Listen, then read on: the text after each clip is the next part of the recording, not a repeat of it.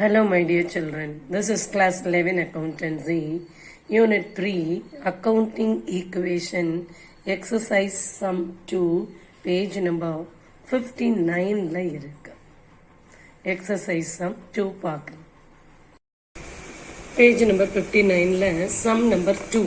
First sum la இந்த மாதிரி assets, capital, liabilities கொடுத்திருந்தாங்க. இப்போ நமக்கு transactions கொடுத்து accounting equation போட சொல்றாங்க. நம்ம என்ன பண்ணணும்? Raj started business with cash, open bank account, இந்த மாதிரி டிரான்சாக்ஷன் கொடுத்துருக்காங்க. நீங்கள் அக்கௌண்டன்சி ஷீட்டில் அக்கௌண்டன்சி நோட்டில் இந்த மாதிரி டபுள் பேஜ் எடுத்துக்கோங்க. டபுள் பேஜ் எடுத்துக்கிட்டு இந்த books of Raj accounting equation heading எழுதிடுங்க. எழுதிட்டு அடுத்த லைன் நம்மளுடைய ஈக்குவேஷனை எழுதுங்க.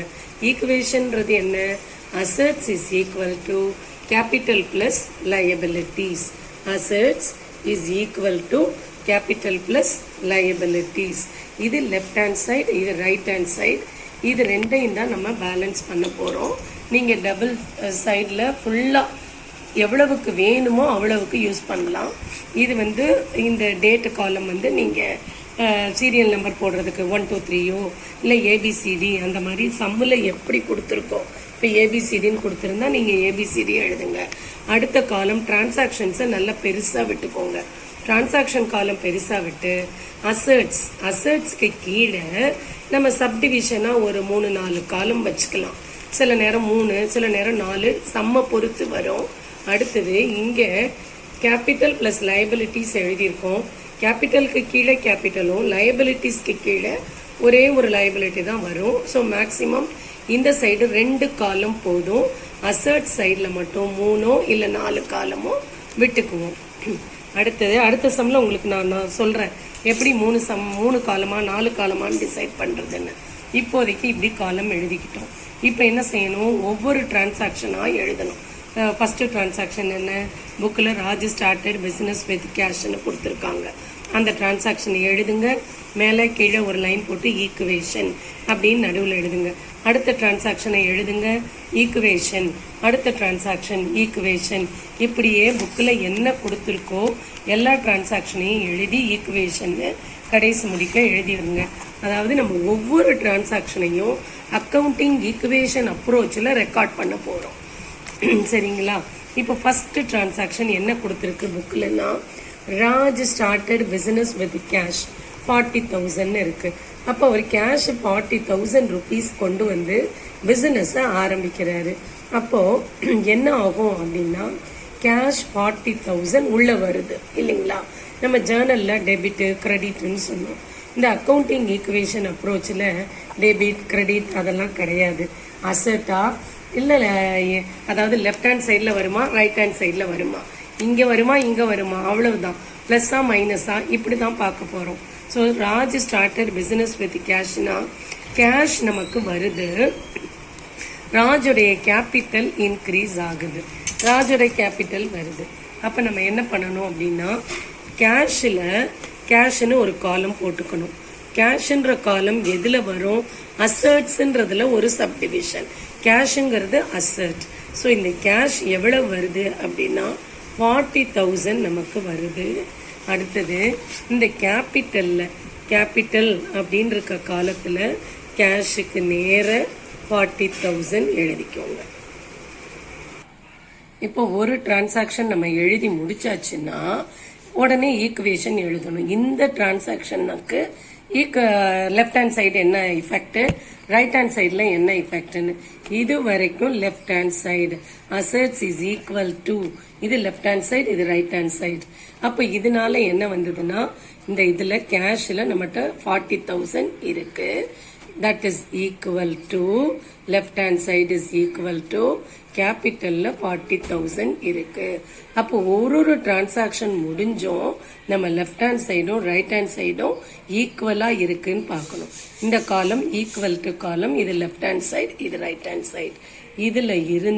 இதுல இருந்து ஈக்குவல் டு வரைக்கும் லெஃப்ட் ஹேண்ட் சைடு, இது right hand side. So 40,000 equal to 40,000. Left hand சைடும் ரைட் ஹேண்ட் சைடும் ஈக்குவலாக வந்திருக்கு. ஸோ அக்கௌண்டிங் ஈக்குவேஷன் இந்த டிரான்சாக்ஷனுக்கு ஓவர். அடுத்த transaction, open the bank account with deposit of 30,000 இருக்கு. அப்படின்னா பேங்க்ல ஒரு அக்கௌண்ட் ஆரம்பிக்கிறோம் 30,000 டெபாசிட் பண்றதோட. அப்போ டெபாசிட் பேங்க்ல பண்ணும் பொழுது கேஷ் என்னாகும், 30,000 கேஷ் குறைஞ்சிரும். ஏன்னா நம்ம பேங்க்ல டெபாசிட் பண்றதுனால இந்த கேஷை எடுத்துட்டு போய் பேங்க்ல போடுவோம்.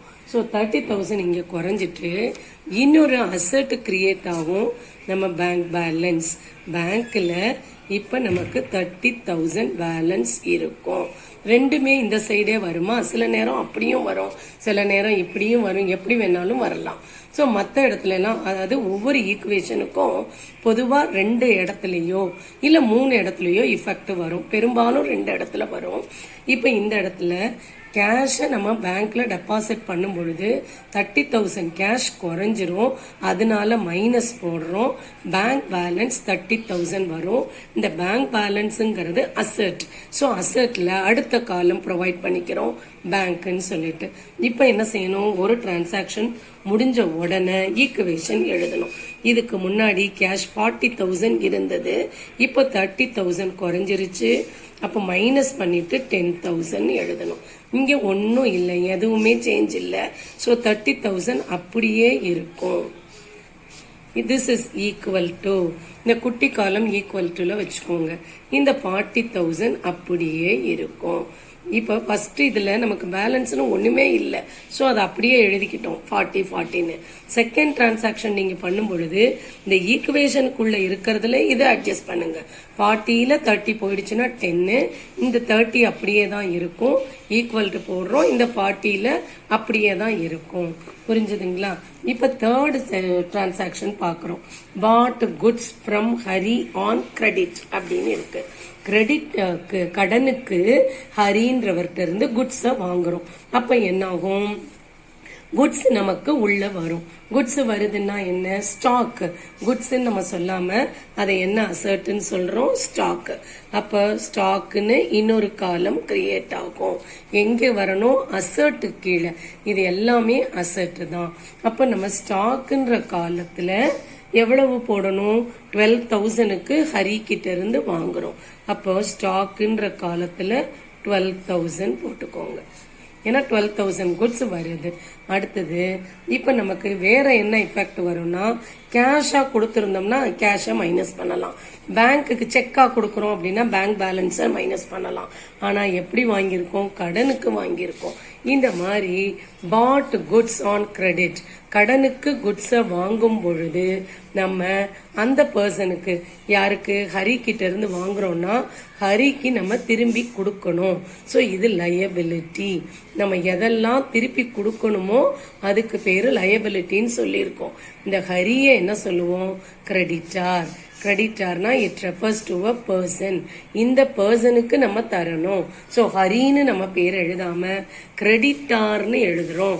கிரெடிட்டார் எங்க வரும்னா அசர்ட்ஸ்ல வராது, லயபிலிட்டிஸ் காலத்துக்கு கீழே வரும். எப்படி நம்ம அசர்ட்டை சப்டிவிஷனா கேஷ், பேங்க், ஸ்டாக் போட்ட மாதிரி லயபிலிட்டி காலத்துக்கு கீழே கிரெடிட்டார்னு போடுறோம். ஏன் ஹரின்னு போடக்கூடாதான்னா, நமக்கு ஒரே ஒரு கிரெடிட்டார் இருக்க மாட்டாங்க. நம்ம பிசினஸ்ல ஹரி, தினேஷ், சுபாஷ், இந்த மாதிரி எத்தனையோ பேர் இருக்கலாம். அப்ப எல்லாத்தையும் சேர்த்து நம்ம என்ன சொல்லிடுறோம், கிரெடிட்டார் அப்படின்னு சொல்றோம். அப்ப இந்த கிரெடிட்டார் 12,000 அரைஸ் ஆகும். உங்க புக்கில் எப்படி கொடுத்துருப்பாங்கன்னா பிளஸ், அதாவது 12,000 கிரெடிட் நமக்கு லயபிலிட்டி அரைஸ் ஆகுது, ஸ்டாக் ஒரு 12,000 கிடைக்குது. இந்த மாதிரி இப்போ ஒரு புரிஞ்சிருச்சுங்களா, ஸ்டாக் வருது, குட்ஸ் வருது, அசர்ட், அடுத்து கிரெடிட்டார்ன்ற ஒரு லயபிலிட்டி உருவாகுது. இதை எழுதிட்டு அடுத்தது ஈக்குவேஷன். ஒவ்வொரு டிரான்சாக்ஷனும் எங்க வருது, எத்தனை இடத்துல, 2 இடத்துல மோஸ்ட்லி 2 இஃபெக்ட் இருக்கும். அது எந்த காலம், லெஃப்ட் ஹேண்ட் சைடா ரைட் ஹேண்ட் சைடான்னு பாக்குறீங்க. எழுதிட்டு ஈக்குவேஷன் எழுதணும். இப்ப ஈக்குவேஷன் நீங்க எழுதும் போது முன்னாடி உள்ள ஈக்குவேஷனையும் இந்த காலமும் பாருங்க. இந்த காலத்துக்கு நேரம் ஒண்ணு இல்லைன்னா அப்படியே அந்த 10,000 இறக்கிடுங்க. இங்க 30,000 இந்த காலத்திலயும் ஒன்னும் இல்லைன்னா அப்படியே 30,000ல சேஞ்ச் எதுவும் இல்லை, அப்படியே எழுதிருங்க. இங்க ஸ்டாக்னு பாக்குறீங்க, ஒன்னும் இல்லை. சோ அதையும் அப்படியே 12,000 எழுதிடுங்க. எழுதிட்டு ஈக்குவல் டு போடுங்க. இந்த 40,000, அதாவது இந்த ஈக்குவேஷன் காலத்தையும் இதையும் பாக்குறோம், ஒன்னும் இல்லை, அப்படியே எழுதிக்கிட்டோம். இந்த கிரெடிட்டார் காலத்துல பாக்குறோம் ஒண்ணுமே இது வரைக்கும் இல்ல. ஸோ 12,000. இப்ப என்னன்னா நீங்க ஒவ்வொரு ஈக்குவேஷனையும் பாத்தீங்கன்னா லெஃப்ட் ஹேண்ட் சைடும் ரைட் ஹேண்ட் சைடும் ஈக்குவலா இருக்கும். இப்ப இதுல 40,000 இருக்கா, இங்கேயும் 40,000. செகண்ட் ஈக்குவேஷன்ல 10 plus 30 40,000 அசர்ட்ல இருக்கு, இங்க 40,000 இருக்கு. சரியா டேலி ஆயிடுச்சு. இங்க பாத்தீங்கன்னா 30 plus 10 40 plus 12 52,000 ஈக்குவல்ட்டுக்கு முன்னாடி இந்த லெஃப்ட் ஹேண்ட் சைடு இருக்கு. இங்க பாத்தீங்கன்னா 52 இருக்கு. இது மூணையும் ஆட் பண்ணா 52,000, இது ரெண்டையும் ஆட் பண்ணீங்கன்னா 52. ஈக்குவல்ட்டுக்கு இந்த பக்கம் லெஃப்ட் ஹேண்ட் சைடு இந்த ரைட் ஹேண்ட் சைடு ஈக்குவலா வரணும். அடுத்தது Raj withdrew cash for personal use 1000 கொடுத்திருக்கு.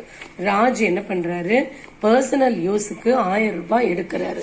அப்ப என்ன ஆகும், கேஷ்ல 1000 ரூபாய் குறைஞ்சு போயிடும். அப்ப 1000 ரூபாய் குறையும். இன்னொரு இஃபெக்ட் என்னன்னா, பேங்க்ல ஒண்ணு இஃபெக்ட் இல்ல, இந்த வித்ட்ரா பண்ணதுனால என்ன ஆகும்னா அவருடைய கேபிட்டல்ல 1000 ரூபாய் குறைஞ்சிடும். சரிங்களா, எந்த எக்ஸ்பென்ஸ் எதுவா இருந்தாலும் கேபிட்டல்ல தான் நம்ம குறைக்க முடியும், வேற எங்கேயும் குறைக்க முடியாது. இப்ப எழுதிட்டு இந்த ஈக்குவேஷனை பார்க்கணும். இதுக்கு முன்னாடி இருக்கிறதையும் இந்த அமௌண்ட்டையும் 10,000ல 1000 போயிருச்சுன்னா 9,000. அடுத்தது இந்த ஈக்குவேஷன் காலத்தையும் இந்த காலத்தையும் பாருங்க. 30,000 இருக்கு, இங்க ஒன்னும் இல்ல, அதே 30,000 எழுதிடுங்க. இங்க 12,000, இங்க 0. அப்ப 12,000 அப்படியே எழுதிடுங்க. ஈக்குவல் டு போட்டுருங்க. இங்க 40 இருக்கு, இங்க 1000 இருக்கு, மைனஸ் பண்ணிருங்க. 39,000. அடுத்தது இந்த 12,000ல சேஞ்ச் இல்ல, அப்படியே எழுதிக்கிறீங்க. நீங்க எப்ப பண்ணினாலும் இந்த ஈக்குவேஷன் அதுக்கு முன்னாடி இருக்கிறதையும் இதையும் இந்த கட்டம் மட்டும் பார்க்கணும். சரிங்களா, இப்ப நீங்க லெஃப்ட் ஹேண்ட் சைடு ஆட் பண்ணி பாருங்க. 9 plus 30 39 49 51,000. இங்க ஆட் பண்ணீங்கனாலும் 51,000 வருது. அடுத்தது he bought furniture using debit card. Debit card மூலமா ஒரு பர்னிச்சர் வாங்கி இருக்காரு 1000 rupeesக்கு.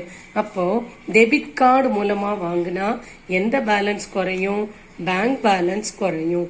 எவ்வளவு வாங்கியிருக்கிறாருன்னா 10,000 rupeesக்கு. ஸோ பேங்க் பேலன்ஸ் 10,000 குறைச்சிட்டு 20,000 போட்டுடலாம். ஓகே, இன்னொரு சேஞ்ச் எங்க வரணும் அப்படின்னா பர்னிச்சர்ன்ற ஒரு அசர்ட் உருவாகி இருக்கும். ஸோ பர்னிச்சர்னு ஒரு காலம் போட்டுக்கணும். இந்த பர்னிச்சர்ல எவ்வளவுக்கு பர்னிச்சர் வாங்கியிருக்காருன்னா 10,000. ஸோ பர்னிச்சர்ன்ற காலத்துல 10,000 போட்டுக்கோங்க. இந்த மாதிரி எழுதிக்கிட்டு, அதாவது இந்த டிரான்சாக்சனுக்கு 2 இஃபெக்ட் எழுதிட்டு இப்ப பேலன்ஸ் பண்ணுங்க.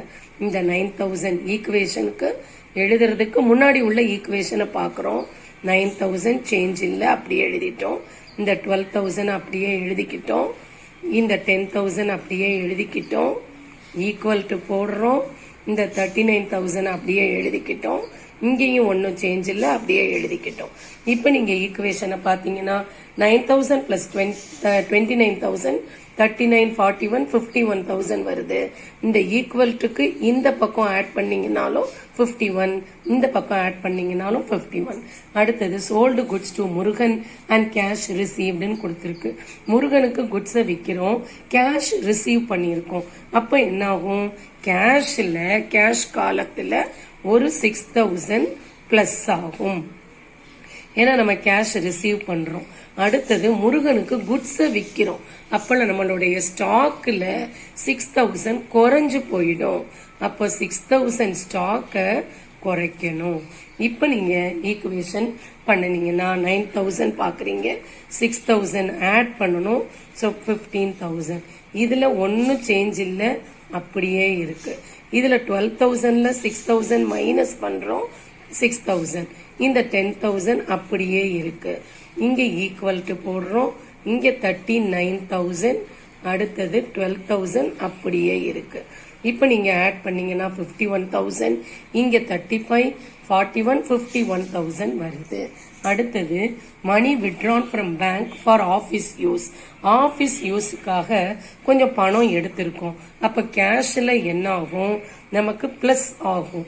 ஏன்னா கேஷ் நமக்கு 1,000 rupees வருது பிசினஸ்க்குள்ள. எங்க இருந்து எடுக்கிறோம், பேங்க்ல இருந்து. அப்ப பேங்க் பேலன்ஸ்ல இருந்து ஒரு 1,000 rupees குறைச்சிருங்க. இங்கெல்லாம் ஒன்றும் சேஞ்ச் இல்லை.